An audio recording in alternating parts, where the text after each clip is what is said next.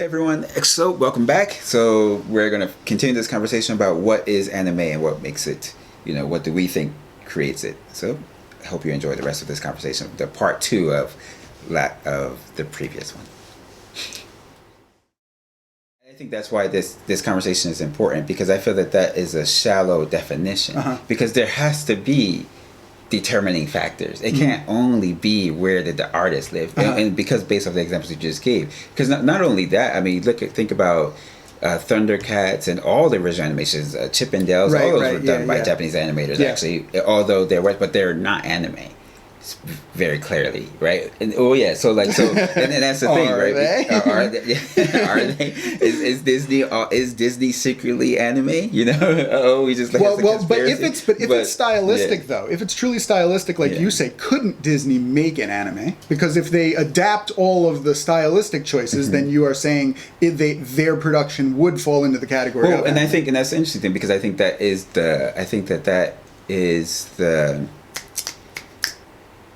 the goal of a lot of Western companies and things, even in Powerhouse and stuff, right? I think it fit in that category. I think there are a lot of people, because when you're influenced by something, and then what are people doing? You have Westerners saying we're making manga. They don't call it comic books anymore. They call it mangas, which means that their end goal is to create anime or manga or something from Japanese culture, which would mean that so technically you can create anything if you understand what are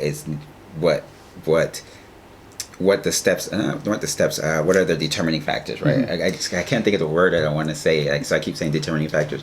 But what are the why can I not think of this word? Qualifiers or something. Yeah, what are the qualifiers? I get what you're saying. If there's a bullet point in the these are the list. This is what makes them. Yeah. Let me keep going with this list, because they get more and more kind of someone out there, some anime fan out there is like, well, Henry, the whole Last Unicorn example that you just gave, every producer and the whole point of that being produced was for the West, right? And then you just had some Japanese artists, but obviously the entire mind frame is Western, and so there you go. It's not there's anime. a keyword, mind frame. Hold on a second. So, but then my challenge to them would be like, okay, so at what point, at what stage of the production can non-Japanese people be in charge, but it still be anime, if your mind frame is that there is a Japanese connection? So let me just finish this train of thought. So if you're if there's let me just go through all the positions. So if you think there's any foreign artists involved in something makes it not anime immediately, well, then any anime that we worked on would not be anime, because we're not Japanese, right? So Naruto, it's not anime anymore. Tokyo Ghoul, it's not anime. JoJo's Bizarre Adventure, it's not anime, because I worked on it, right? And I'm not Japanese. So obviously all of those things I just listed are anime. So you are okay with, for sure, some animators not being Japanese and still calling it anime. Okay. What about if someone was a director? So Tekken King Crete, Michael Arias directed Tekken King Crete. Now that means the director's mind frame was totally an American's mind frame, essentially, right? I don't mean mind frame. No, hold on. Let me just. I think that's conflating two different things. So if you still think Tekken King Crete is an anime, though, and don't put it in a different category, then you're saying everyone all the way through the director being a non-Japanese person can still make something that totally falls into the category of anime, right? Yeah, I think so. And then there's other situations like Vampire Hunter D Bloodlust and Genocyber. Two animes from I think Vampire Hunter D Bloodlust was still the 90s, 1999, maybe it was 2000, but Genocyber was earlier than that. Why do I mention these two? Because that's just a total Japanese staff and everything, right? Yes, that's true. You'll look at the staff and that'll be total Japanese, right? However, did you know both of these were actually released in the West before they were in Japan? They were partially financed by foreign companies that I guess Japanese anime was becoming popular, so they helped fund these things. The Genocyber OVA came out in America way before it did in Japan. Vampire Hunter D Bloodlust, you know how Personally, I like watching things in their original language, right? I'm not a dub person, I'm a subtitle person, right? If I watch a French movie, I want it to be in French, and then I want to watch English subtitles. If it's a Japanese anime, I want to watch it in Japanese with the subtitles. Vampire Hunter D Bloodlust, the original language track is the English track. It was released in the West, and then like 6 months or a year later. It's based off of a Japanese novel. Yes, but they made it, and I know this for a fact because I always go to the Vampire Hunter artists like talk live show, and they talked about this. They made it fully for the English language track, right? And then the Japanese dub was an afterthought much later on, and then it was released in the West first. So. Who is it? You see, it's all blurring the line. Like, who's the producer? Who's it made for? Is the staff Japanese? Is the staff not Japanese? Honestly, globalization has made it so that everyone is just working on everyone else's stuff at this point. So there's going to be foreign artists and animators and possibly even directors and producers working on any Japanese anime right now. And then vice versa, Castlevania Season 10, our studio helped out. A whole bunch of Japanese artists participated. So is Castlevania anime. You know what I mean? Yeah, and I think that that's a good point that you bring up, because I do think that those kind of things like geography and who made it, what's the person's name, I don't think that should matter, right? Like, and I think that and for the reasons that you just listed and a whole bunch of other reasons, right? Because that doesn't, for me, and I hope that for other people they will have that mindset too. Like, I don't think that that's what determines what something is, right? Like, who's doing it, unless. There is a such thing as like cultural appropriation and things like that. Like, I do get it, and I think that this is I don't think that this falls in that kind of category. Like, if you're saying that only Japanese people should be able to make anime, because if someone else makes it, that's called a cultural appropriation. Of course it's not. It's like there's an art form that was made for everyone to enjoy, and and it was, animation was obviously started in the West. And then, the techniques and all the things that was learned were then applied here, and then they came up with their own thing. So you can't be appropriating something that was... Okay, I'm going to challenge you. Here's a quiz to you, though, right? And I guess, and I'll put my feet to the fire, too. I'll answer as well. So... At the end of the day, let me just really quickly also say, I don't think this argument almost matters anymore. I think that animation in the West and Japanese anime, it really is kind of merging, and a lot of people are working on each other's productions. I think we should all just stop freaking out. Like, I think that the only point where this matters is if you have a DVD collection and you have an anime section and you have a Western cartoon section. Do you want to put The Last Unicorn in your anime section or your Western cartoon section? And honestly, you can choose whichever one you want, and I think it's fine. But feet to the fire, let me just start listing stuff. And do you think it's anime or not anime?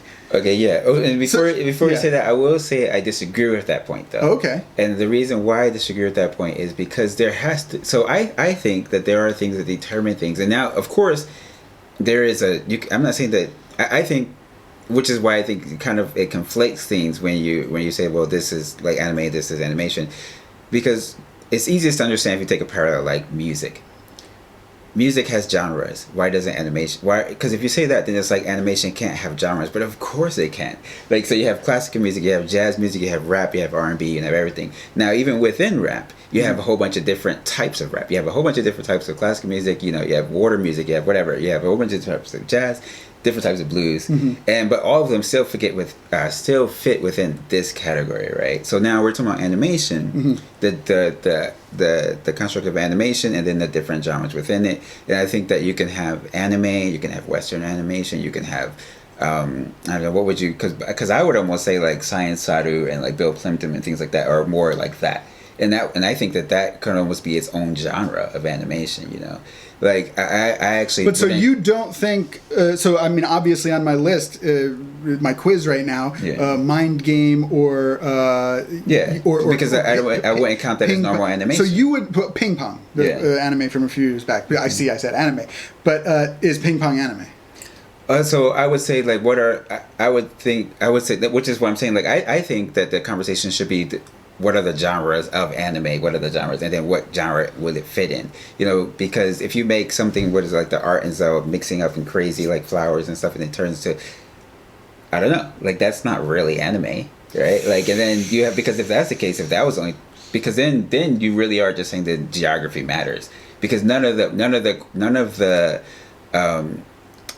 things that then determine what is anime is even there. Like, so which would mean that you could take any college person's like, you know, like artwork or animation that's just like flowers turning to flowers and say, oh, that's anime then. Don't you? Because it doesn't. But of course it's not. I agree with you. However, early on in this conversation, you were saying when I speak with Japanese animators, that they would actually want a slight distinguish, like for me to distinguish between Western and Japanese animation, right? In a conversation, if they are talking about ping pong or they are talking about, this is interesting because we couldn't answer those questions, because I wonder if you asked animators here in Japan, which is that's a good question. We should ask them, like, would they count that as normal anime? I'm almost kind of willing to say that they wouldn't. We'll ask some staff members, 100% Japanese staff members. Well, I think we have to get broader than this. Just that's a small number of people. Okay, well, that's just some random people. We have to ask quite a few people. And then on a future episode, we'll come back and talk about that. But I tend to think that they'll, of course, be like, oh yeah, it's anime. Like they won't see a distinguish. But okay, so what I was gonna say is, do you think the old Spawn series is anime? No. Me neither. Probably not, because the style's different. Although Madhouse helped out on season 3. Yeah, which is like but that goes to what I'm saying, right? Aeon Flux. No. However, there was one of the shorts in the Animatrix that was done by Peter Chung, who created Aeon Flux. And I would say that the short that was done in the Animatrix isn't anime. So that one short isn't. That one short isn't, but the Koji Morimoto one is. The one. So which one? The one he did. What is it called? Where the girls like floating in the madhouse, whatever. And floating, and like there's a chip in the system or something like that. A glitch in the system. Oh yeah. That is right. Okay, so that's anime, and World Record is an anime. Yeah, but his isn't. Yeah. Okay. How about Avatar: The Last Airbender? Is that anime? Yeah. So I think that Avatar: The Last Airbender and a few other animations which are kind of really high quality, like on that level, I think that I would say that they fit in that new genre that doesn't have a name yet, but should have a name. You know, that's what I think. That's what I think. Mm-hmm. You know, I because I wouldn't really call it. I wouldn't really. I actually wouldn't call. Yeah, I wouldn't call Avatar: Last Airbender anime, which is interesting because I do think that kind of makes its own genre of what. I don't know, like I feel like it's kind of trying to do something different with animation at the same time while still taking qualities from anime. So I feel that like visually it has a lot of the visual aesthetics. That's the word I've been trying to think of this whole time. I feel that it has a lot of the aesthetics of anime, but it doesn't have everything. I'm gonna put these last two are really hard. Okay. Next to last one. What do you think? Do you think Airbender is anime?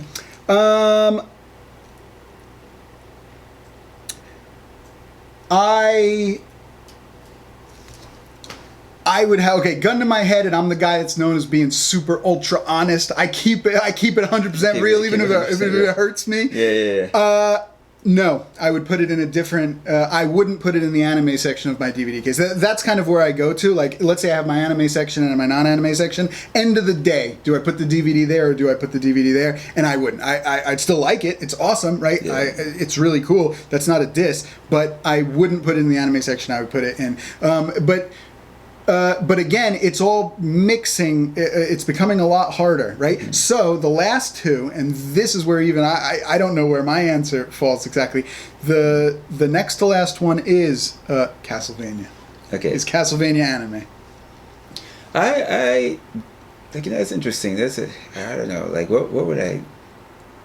Because I look at Castlevania and I think that it has some of the aesthetics of anime. And then it also has aesthetics of Western animation, and I feel that I don't know, we would have to ask the directors was your goal to make anime, or was your goal just to make some like high quality animation with But would with that aesthetic intent stuff? matter? Yeah, well, see, that's what I'm saying. Intent does matter. Like, and so I feel intent matters. And so if your intent is to, like, you have to intentionally want to create surrealism in order to create it. You have to intentionally, like, and so I think that now you can, I'm not saying that you can have a failed attempt, because of course you can. Like, you can you can try to do anything, right? You can make the attempt to do anything and then fail at it. And so I think that, but your intention also matters. And so and I wonder, I'm kind of like, we obviously know the director, so we can just call him and ask him, what was your intention? Yeah. Did you want to make anime, or were you trying to make, just this new genre? But feed to the file, and I'll do the same as you got two DVD cases. so, which one do you put it in? Well, because I'd have three. So have three? I'd have like anime, and I have like Western animation, or I probably have four, and I have like abstract stuff, which is where I would put Science Saru and things like that. And then I put like Airbender and like Castlevania stuff in this other heavily anime influenced, but doesn't quite go into the section with Akira. Yeah. Like I'd say that this stuff is not purposely wanting to be anime, because I would even take some Japanese anime stuff that people consider Japanese anime and put it in that category.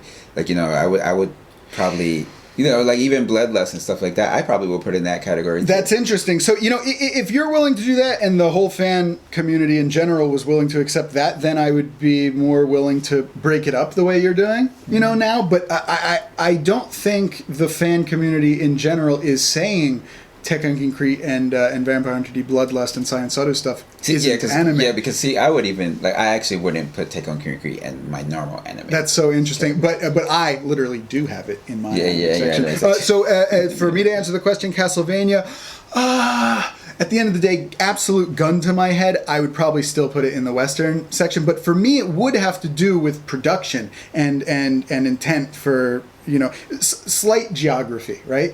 Where we would just disagree about that. The fact that it was produced in the States for, I know, international release immediately, but for all intents and purposes, it was Western mind frame. I would probably put it in that section. But I think it's Castlevania, to be honest, that has put me over the edge with not caring about this conversation anymore. Because Castlevania has the same aesthetics, maybe not 100% exactly, but for all intents and purposes, the same aesthetics as like the old school Madhouse stuff that I really loved, when recent anime doesn't even have that. Yeah. So like, I like Castlevania actually more than most recent anime, and it has the aesthetics that I used to like. Like, of course, Castlevania is amazing. Like aesthetically, it's amazing. Series, and I think the quality is high, and I like the way it looks, and the story and stuff. I kind of just felt that from watching it, that its goal wasn't to just make anime. And I kind of like that. Which is the only reason why I would kind of put it in this other category, because I feel like probably if they were going for anime, it would probably feel different, But who knows? And then that's why we'd have to kind of ask them. But last one, our stuff. Well, so I guess it depends, right? Because if we're working on anime, like Naruto, see, that's the question. So Naruto, then I say it's anime, right? So we have worked on One Piece and Tokyo Ghoul and Overlord and stuff like that. But of course, the main production houses for those were different studios, and then we helped them, right? We are not the production studio behind One Piece. Big shock for everyone out there in case you didn't understand that. We just worked on certain episodes of it. So in that case, it's very easy to make the distinction, right? I'm talking about the stuff we totally produce. I think so. Like, our Indigo Ignited pilot film. I would say I don't know about that. Like, so I wouldn't really talk about stuff in the past. What I would say is based off an intent, and so I think that, like, as like studio owner, like, our goal isn't to at least for us, our goal isn't to replicate what's here. Like, I think that I'm kind of interested in that fourth case, like what, like to create that next genre of art, and that's my intent.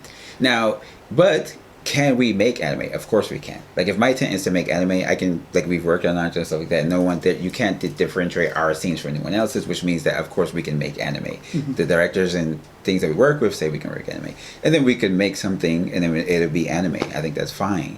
So I would say intent matters, and it would matter on what our goal was for that particular production. But because I really want to hold feet to the fire, right? We made an Adidas commercial. Is that an anime Adidas commercial?